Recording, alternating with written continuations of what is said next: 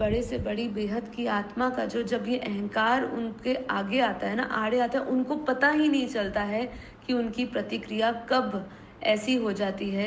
कभी वो ज्ञान छोड़ देते हैं, कभी वो मेडिटेशन छोड़ देते हैं, कभी वो किसी का संग कर रहे होते हैं, संगति होती है। जैसे मान लो बेहद के परिवार में इतनी सारी संगति हो रही है, जिसमें तुम ज्ञान, ध्यान, योग कर रहे हो, मिल रहे हो।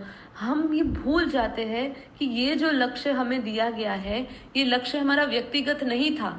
ये कलेक्टिवली हम लोगों को बापूजी ने इस लक्ष्य से जोड़ा है।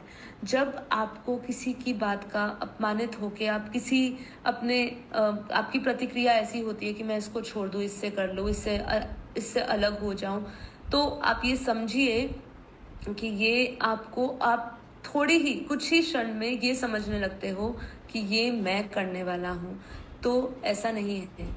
ये आपको हमेशा ध्यान रहना चाहिए कि ये ज्ञान, ये लक्ष्य, सब कुछ हमें बापूजी ने समझाया। हम तो ऐसे ही भटक ही रहे थे। तो इसीलिए जो महाज्ञानी है ना, इसलिए महाज्ञानियों का सबसे बड़ा अहंकार जो है ना, जितना बड़ा ज्ञानी उसका अहंकार भी बड़ा।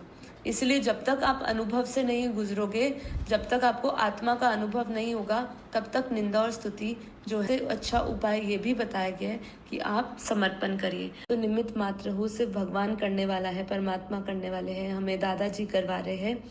यदि उनको अपमान से अपमानित महसूस होता है तो उनके अंदर एक सूक्ष्म अहंकार होगा, क्योंकि बाप सिखाते हैं कि निंदा और स्तुति से ऊपर उठे। लेकिन जब जब किसी ने आपको कुछ कहा तो यही अहंकार की कसौटी पे आप खड़े हो या नहीं, ये आपकी परीक्षा है उस समय कि यदि आपको अपमानित महसूस हुआ तो इसका मतलब आपको ये अहंकार की एक प्रतिक्रिया है। मतलब ये जो हमारा रिएक्शन आ रहा है अपमान होने का, जो हमें महसूस हो रहा है, अपमानित महसूस हो रहा है, वो हमारे अहंकार की ही प्रतिक्रिया है। आत्मा पर अपमान का कोई प्रभाव नहीं पड़ता है, क्योंकि आत्मा जो है वो शुद्ध, अविनाशी है और सर्वोच्च है।